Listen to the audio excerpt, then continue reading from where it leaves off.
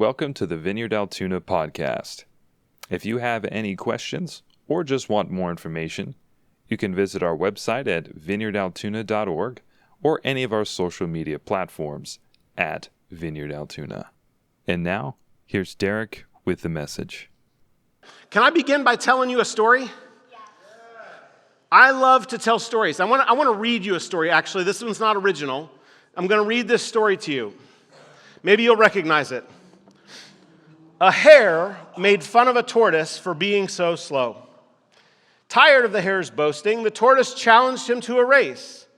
The hare raced ahead and, confident of winning, took a nap midway through. The tortoise kept moving, slow and steady, and crossed the finish line first. How many of you have heard that story? Yeah. It's called a fable, right? Aesop's Fables. It's a fable. And the lesson you're supposed to learn is slow and steady wins the race. How about another one? You want to try another one? A hungry fox saw some juicy grapes hanging from a vine. He leapt again and again to reach them, but failed. Giving up, he muttered, "They're probably sour anyway." Have you heard that one? Hey, all right, one person has heard that one. The moral of the story, it's easy to despise what you cannot have. Now, these are fables, right? You know what a fable is. It's a story that teaches a lesson, right? And none of us are sitting here going, I wonder who staged the race between the tortoise and the hare. I don't know if such race ever actually happened. None of us are trying to figure out, did this happen or didn't this happen? Most of us are trying to go, okay, what's the lesson to learn? Right? What's the lesson that I can take away? And I could sit here and read Aesop's Fables all day long, but you all probably have food in the oven that's burning. So we won't read any more fables, but the thing I want you to pay attention to is I think most of us, at some level, hear this story about Jesus who was dead but is now alive, and we sort of relate to it like a fable. We sort of relate to it like, yeah, that's the Christian church's fable, right? That's the story that they tell. And there's a lesson to be learned in the story that they tell. And every year when I show up on Easter, they tell the same story again. They really love that fable. But there's not a thought about whether or not it actually happened. Do you realize how ridiculous it sounds? And you do, because you're smart like me. How ridiculous it sounds when I say, there was a guy who was dead and is now alive. Like, I think people are bristle at the Christian morality ethic, right? We're like, oh, how unbelievable, how unreasonable. Have you ever thought what it's based on? How crazy it sounds that I'm standing here telling you today that Jesus, who we remembered 2 days ago as crucified, dead, buried. How ridiculous does it sound that now today I'm saying, and now he's alive? You've all probably been to a funeral, or most of you have been to a funeral. How many of you went to the funeral thinking, that one's going to pop up? That one's going to pop up. I went to a funeral last year. I had no expectation that coffin was going to open. Not one. Some of you are maybe a little bit more afraid of that, and that's why we do cremation. You're just afraid that maybe it will happen. But all joking aside, how ridiculous does it sound that Jesus, who was dead, is now alive? And yet that's what I stand in front of you confidently today saying. Many of us come to that reality, and we come at this sort of fable-like level. That there's something good in the lesson that the church teaches, that Jesus was dead and was raised again, but it's all a myth. It's a good fable. It's a good way to recognize that good things can come out of bad. That, hey, turn that frown upside down. At the end of the day, you'll be happy. And all of the other things that we say. But what I'm here to say to you today, hopefully in an abbreviated fashion. Now you know I'm lying. No, I do always hope. In an abbreviated fashion is that Jesus was bodily raised to life. And that matters for all of us. That matters for all of us. So we're going to look today at this passage. But before we look at this passage, I want to offer you reasons why you might consider today that Jesus was actually bodily resurrected. There's a whole lot of reasons why people would put out that this wasn't a real thing, it didn't really happen. But can I give you 4 reasons why you might consider what I'm about to say today? There are 4 major things that virtually all scholars and all historians, even the skeptics, agree with. So your friends on Facebook probably are not those people. There are 4 things that virtually all historians and all scholars agree. There was a man named Jesus of Nazareth who lived in the 1st century, was crucified on a Roman cross, and was buried. Whether you're a skeptic or a believer, virtually all historians believe that fact. It's not even up for debate among most scholars.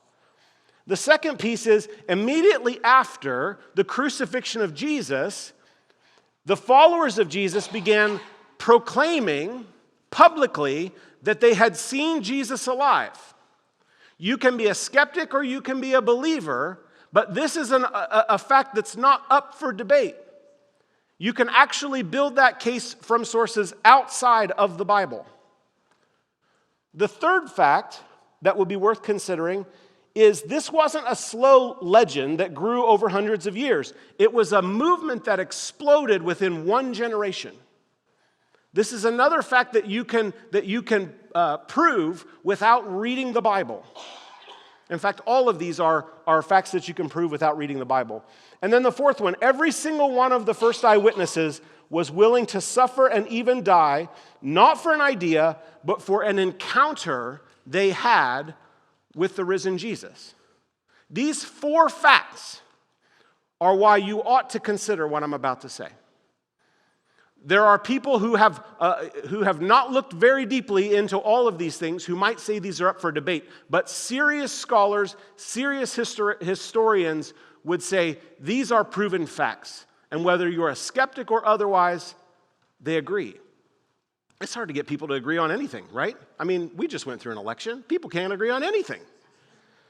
If you read the news, nobody agrees. So there's no real historical debate.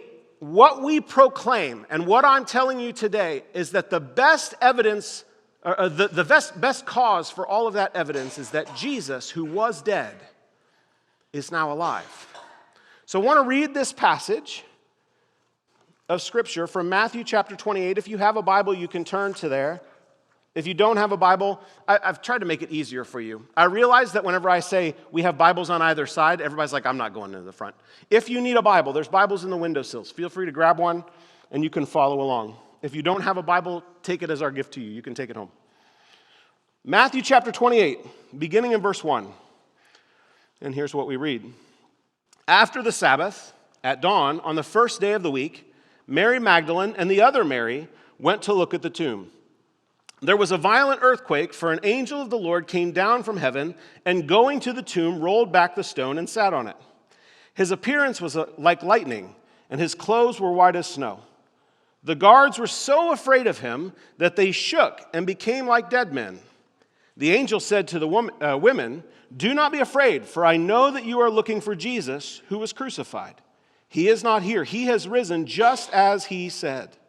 Come and see the place where he lay. Then go quickly and tell his disciples, he has risen from the dead and is going ahead of you into Galilee. There you will see him. Now I have told you."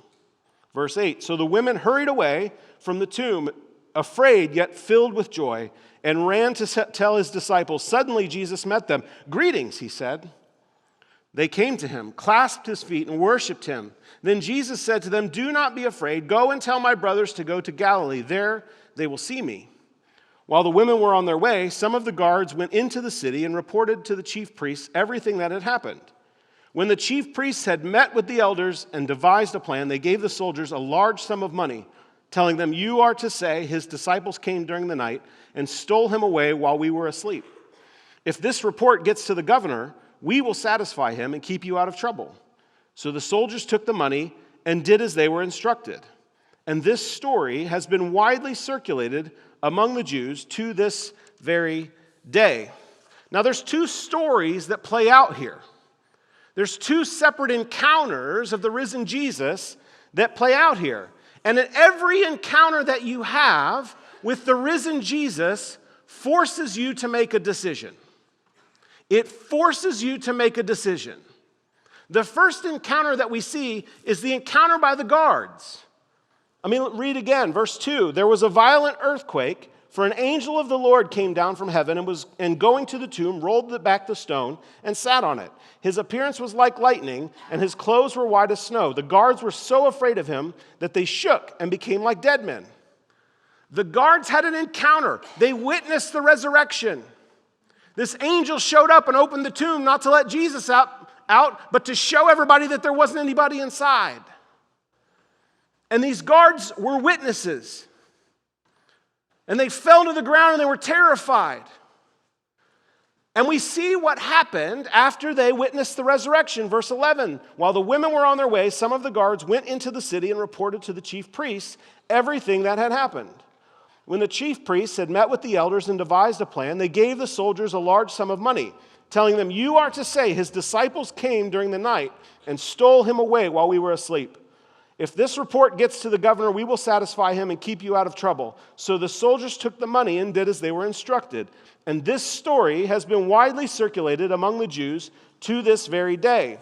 We could call this encounter and this response a desire to maintain control.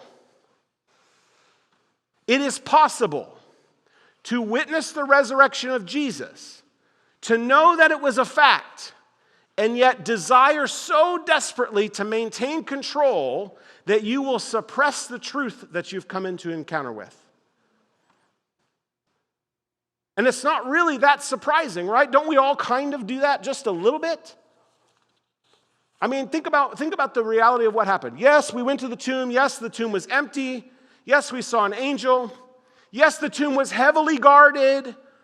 It would be unlikely that the disciples of Jesus, who were not armed, to go against Roman guards who were armed and somehow overtake them and steal the body.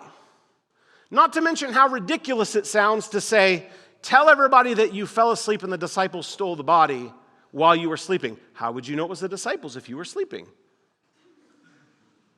That's stupid, right? But and work it out even further than that. If you weren't sleeping and you saw it, and you had a sword and they don't, is it possible that you're going to be able to steal the body? No. It's a ridiculous story. It's a sort of a justification. I'm going to suppress the truth of what I know in order to keep my control, to keep my power.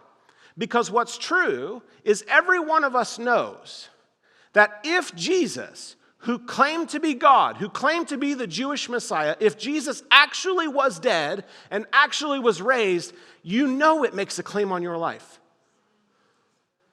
We all know it. I've never come across anyone else who was dead and is now alive. And if that person says things about my life, I have to take that seriously.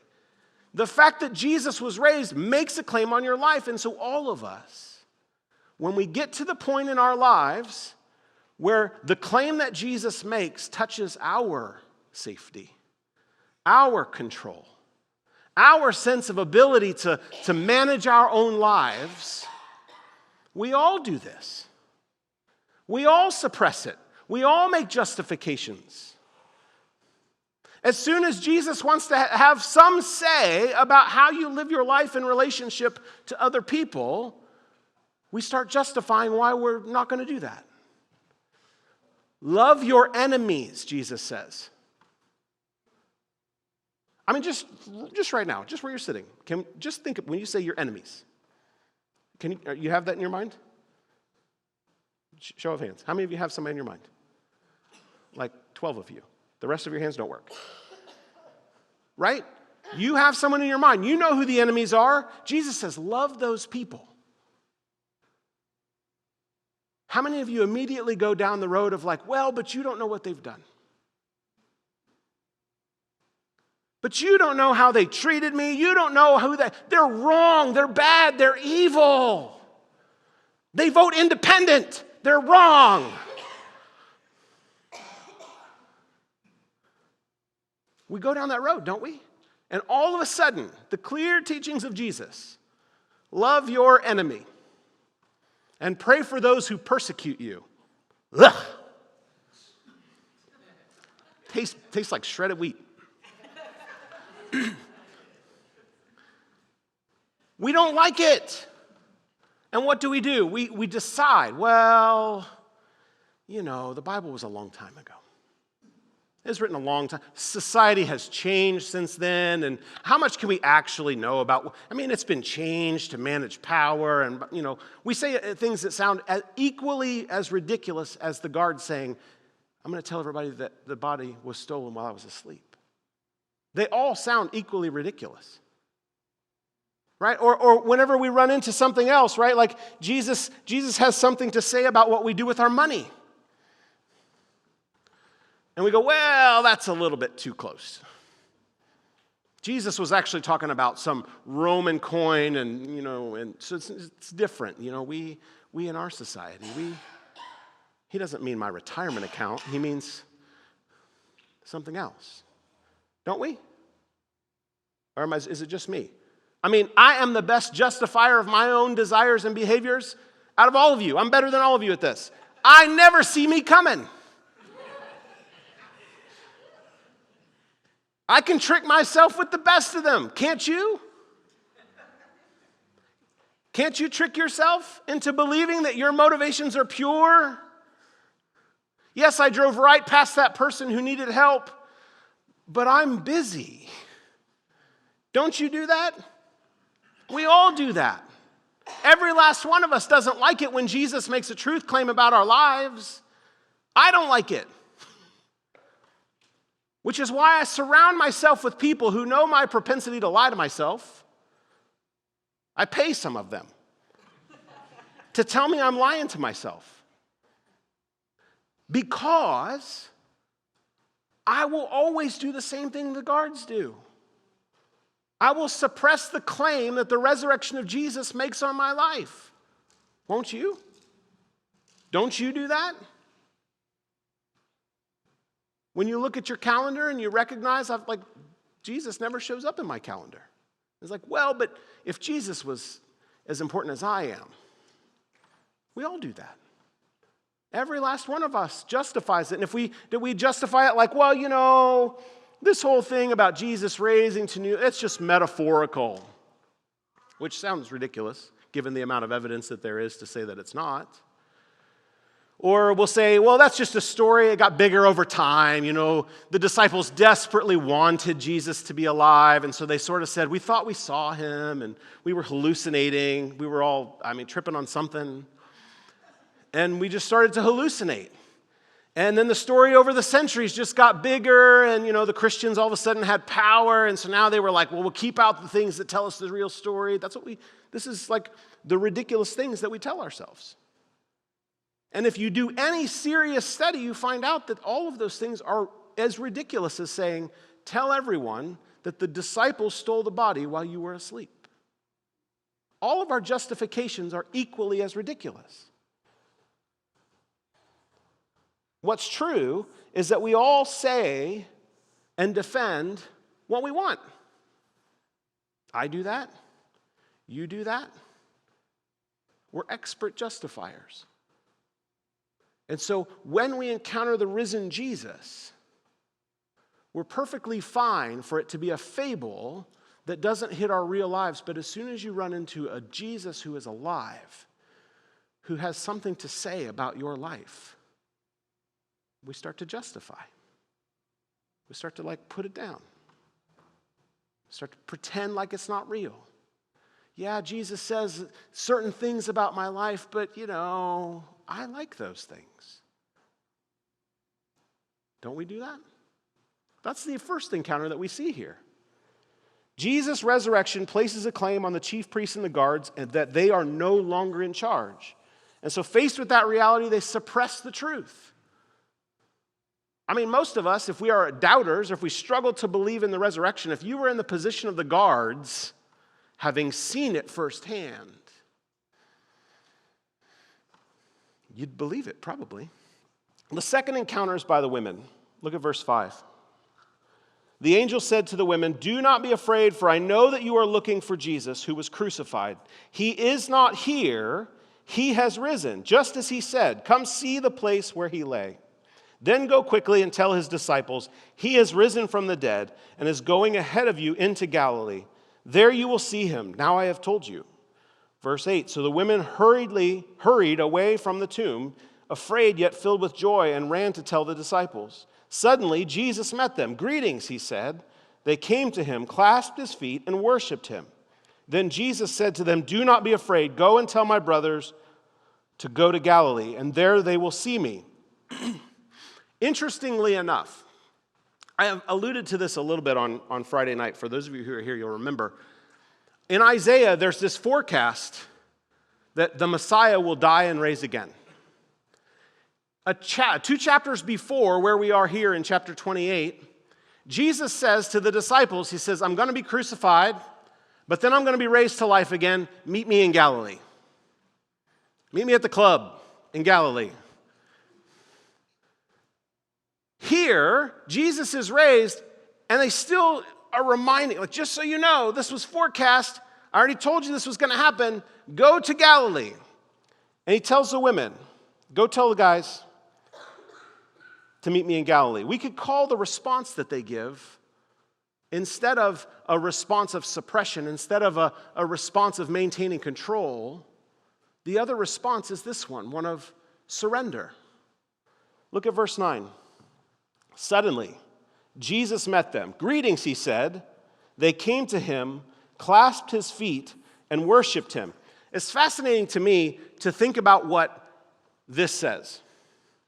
They clasped his feet. Have you ever tried that? Come here, Evan, I'm going to clasp your feet. You know how weird that is? But it's in there to put a posture, to show you what their posture was. It wasn't, "Oh, Jesus, you're so great."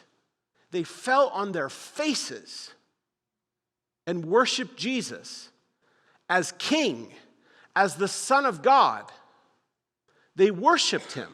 This is the posture, the only appropriate posture before the King. Surrender. You can either have your maintained control or you have surrender. There's nothing in the middle. As soon as you encounter the risen Jesus, there's not a sort of like, that's a pretty cool party trick. That's not a thing. There's one of two responses that you can give, and they give the response of surrender. Something that I never tire of pointing out every Easter, because I feel like every Easter is just so blatant. So this is a side point, but I just love it, so I'm going to say it anyway. I think it's beautiful that every one of the gospel writers, Matthew, Mark, Luke, and John, they go out of their way to tell you that the first preachers of the gospel are women. Have you ever noticed this? Like the church as a whole, especially in recent centuries, has like pushed women as like, you got to stay out, based on a couple of misreadings, I think, of select verses in the Bible. But the gospel writers go out of their way to make the point that the women were the first ones to preach the gospel. It's interesting for two reasons. There's two things. From a credibility standpoint, it's extremely unhelpful. It's extremely unhelpful. I had a metaphor that I'm not going to use because it'll be offensive. I'm trying to be good. See me? My wife always is impressed by my attempts at self-control. Women in the first century, both among the Jews and among the Romans, were not credible witnesses. if you had to prove something and you put a woman in a court to testify, you would get laughed out of court because a woman's testimony had no validity. None at all. And yet, the gospel writers go out of their way.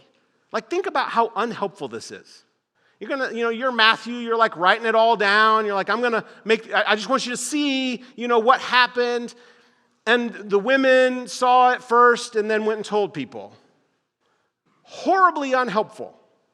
And all the gospel writers write it.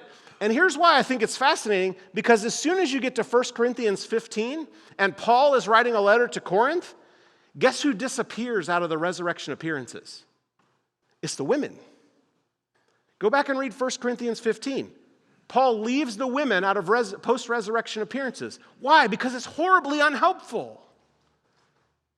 It doesn't help bolster our credibility in the Roman Empire to have women be the first ones.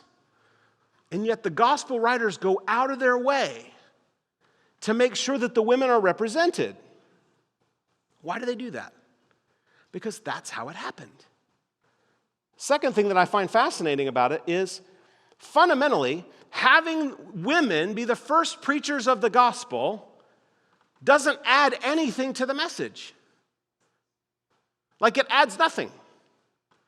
They could have left that out of the Gospels, and you still would have enough evidence to make a case that Jesus had been raised from the dead. You leave it out. It's not helpful. Not only is it not helpful, it doesn't add anything to the message. It's not like, and the women saw. It so much doesn't add anything that when Paul leaves it out in 1 Corinthians, I rotate these passages. Okay, here's an insight. I rotate these passages every Easter. Matthew, Mark, Luke, John, 1 Corinthians. Matthew, Mark, Luke, John. Same story again and again. I have preached the same message out of 1 Corinthians that leaves the women out. It doesn't change the understanding of the resurrection. And yet they leave the women in there. In fact, they go out of their way to leave the women in there. Why do they do that? If it doesn't add anything to the message, the only reason to put that in the narrative is because that's how it happened, and you're trying to say something theologically. The gospel writers were trying to say that now that Jesus has come, now that the kingdom has come, we don't operate the way we used to operate. There's not this male-female dynamic. There's not this women are less than, they're less than full people, and men are the ones, we don't put just men in front and you get to preach because you were born with the right genitalia. That's not how we do it. They're trying to say something, that in the kingdom, women and men are equal. I don't feel like I should have to preach that to the church, but it seems like we have to. Women and men are equal in the kingdom. The foundation of every preaching of the gospel comes out of the resurrection. And who do the gospel writers put it in the mouths of? They put it in the mouths of women. Because they're saying something's different. Something has changed, fundamentally changed, about how the way the world works.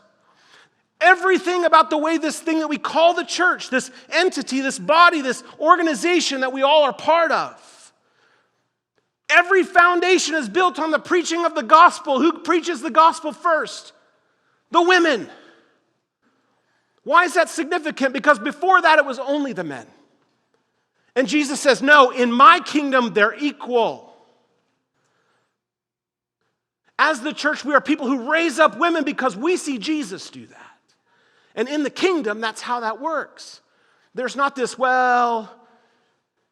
think they're equal. As long as women will not stand on the stage, they can talk. And, they can be pastors, but they have to be like women's pastors and youth pastors. Or, we think they can be pastors, just not the lead pastor. But, we think they can even be the lead pastor, just not elders. It's all nonsense. It's all nonsense. In the kingdom, women and men can do anything. And it's not distributed based on gender. And where do I get that? The foundation is right out of the Gospels. And if you'd like, I can have a much longer conversation. I'm passionate about it. Can you tell? I almost fell in the water like twice. Get baptized again. I'd love to have a longer conversation. If you're like, yeah, but what about 1 Timothy? Glad to go there. What about 1 Corinthians? Or, yeah, glad to go there. Let's talk about it. In the kingdom, women and men are equal. They can do anything each other can do. There's no role in the Church of Jesus Christ that is not equally open to men and women. But let's not miss the bigger point. Before we talk about preaching and before we talk about leadership, the first step is what the women demonstrated to us beautifully, is surrender. The first step is always surrender. When you encounter the risen Jesus, you are faced with a decision. Whether you would say, I've been a Christian a long time, or you would say, I'm not a Christian, or you would say, I've been a Christian a very short time. I just got baptized. Now we're dry. We're dry now? All the way dry? Get the hair dry? Yeah, it's good. It's fantastic. No matter how long you've been a follower of Jesus, when we have an encounter with the risen Jesus, we're always forced to a decision. And the decision is, will I hold on to the status quo? Will I hold on to my own control? Will I hold on to my desire to be in charge? Or will I surrender? That's always the choice. That's always the thing we're presented with. Every time Jesus comes face to face with me again about things in my life, the question I get to ask myself is, will I surrender or will I hold on to control? Every time I'm trying to be a people pleaser, every time I'm trying to win your approval and trying to do all of these things, I want to be the one who knows and trying to demonstrate how important I am. Every time I get to that place and Jesus comes, the question that I always have to answer is, will I surrender or will I maintain control? And that's the question that you all have to answer today. Jesus is alive. Will you receive him and surrender, or won't you? That's the choice that you have today. Will you receive him or won't you? Let me give you a couple of reasons why I think you should, and then I'll wrap it up with this. Why would you choose to surrender? Maybe for you, for the first time, you just realized that this story of the resurrection of Jesus is not a fable, but it actually happened. That the Holy Spirit has illumined your heart and your mind, and today, where you sit today, you understand for the first time Jesus has been raised to new life. It wasn't a metaphor, it's always been real. And the resurrection of Jesus has been presented to you clearly. That would be a reason, just for intellectual integrity, if you recognize that, that would be a reason to surrender. Maybe for you, the second thing, maybe for you, you would choose to surrender because you've realized, like a lot of the rest of us, that no matter how much you think you have control, it's an illusion.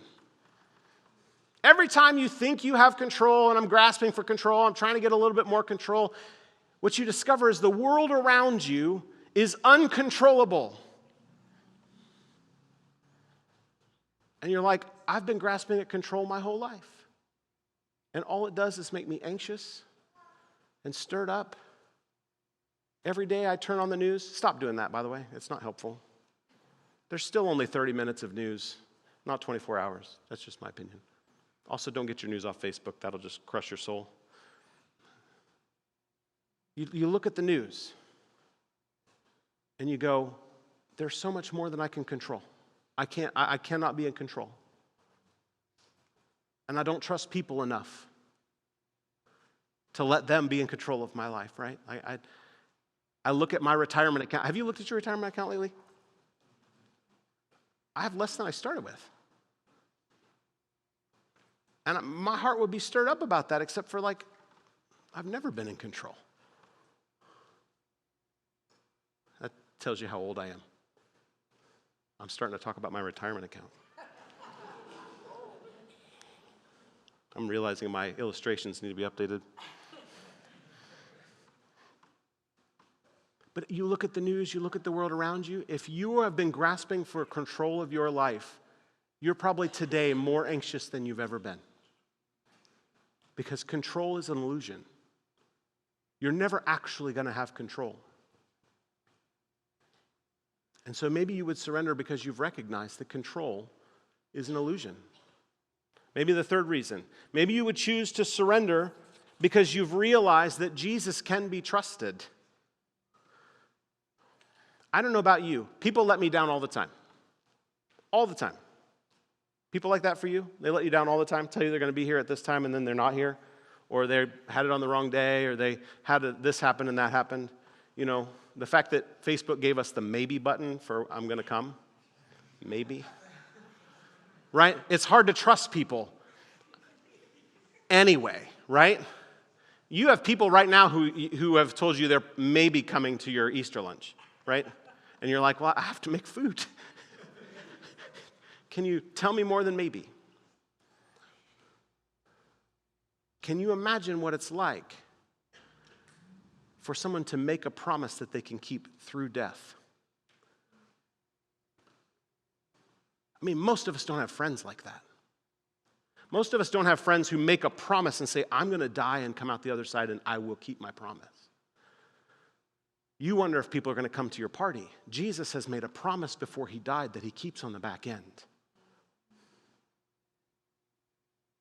And so maybe for the first time you've realized that if Jesus can be trusted through death, then maybe every word he ever spoke was true.